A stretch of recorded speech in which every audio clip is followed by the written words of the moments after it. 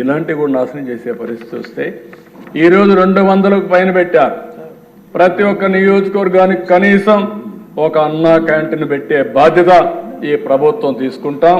పేదవాళ్లకు అన్నం పెట్టే కార్యక్రమానికి ఎక్కడ కూడా అంతరాయం ఉండదని కూడా నేను మీకు తెలియజేస్తున్నా.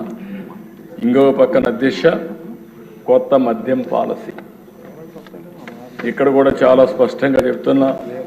ఇసుక పాలసీ తీసుకొచ్చాం. అందరినీ కూడా విజ్ఞప్తి చేస్తున్నా, మీ నియోజకవర్గాల్లో మీరు ఈ పాలసీల్ని సమర్థవంతంగా అమలయ్యే బాధ్యత శాసనసభ్యులు కూడా తీసుకోవాల్సిన అవసరం ఉంది. వైఎస్ఆర్ కాంగ్రెస్ పార్టీ అయితే దీన్ని కూడా సెపటైజ్ చేయాలని చూస్తారు, ఎన్ని విధాల అడ్డంకులు క్రియేట్ చేయాలని చూస్తారు.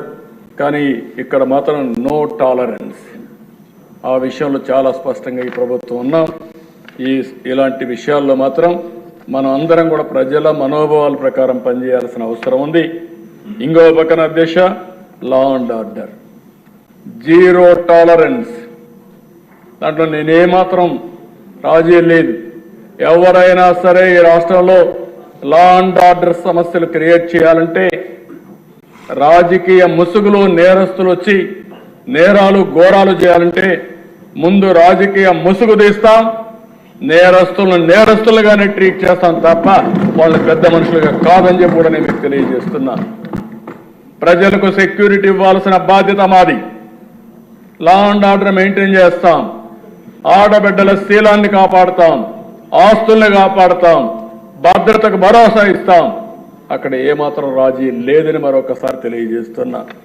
ఈరోజు వీళ్ళు ఇక్కడికి రాకపోవచ్చు, నేను చెప్పాల్సింది రాష్ట్ర ప్రజలకు చెప్పాల్సిన బాధ్యత మనకు ఉందని చెప్పి కూడా నేను మీకు తెలియజేస్తున్నా. ఇంకో పక్కన ఈరోజు దిశ జాబ్ ఫస్ట్, దీనికి అత్యుత్తమైన పాలసీలు తీసుకొచ్చాం.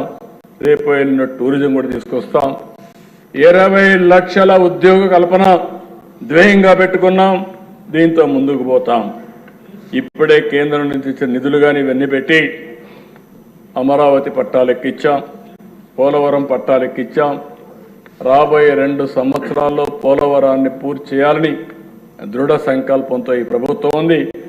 ఇంకా అన్ని మార్గాలు కూడా అన్వేషిస్తున్నాం. అవసరమైతే నదుల అనుసంధానం కూడా ఏ విధంగా చేయాలనో చేసి ఎప్పటికైనా సరే పోలవరం నుంచి గోదావరి పెన్న, గోదావరి వంశధార టు పెన్నాగా నదుల అనుసంధానం జరిగితే ఈ రాష్ట్రానికి కరువు అనే మాట రాదు. ప్రతి ఒక్క ఎకరాకు నీళ్లు ఇచ్చే ఇది వస్తుంది. దక్షిణ భారతదేశంలో ఈ నదుల అనుసంధానం జరిగితే ఇదే మొదటి రాష్ట్రం అవుతుంది. దానికి దృఢ సంకల్పంతో ఉన్నాం, గట్టి సంకల్పంతో పనిచేస్తున్నాం. అది కూడా వర్కౌట్ చేస్తున్నాం అని చెప్పి కూడా నేను మీకు తెలియజేస్తున్నా.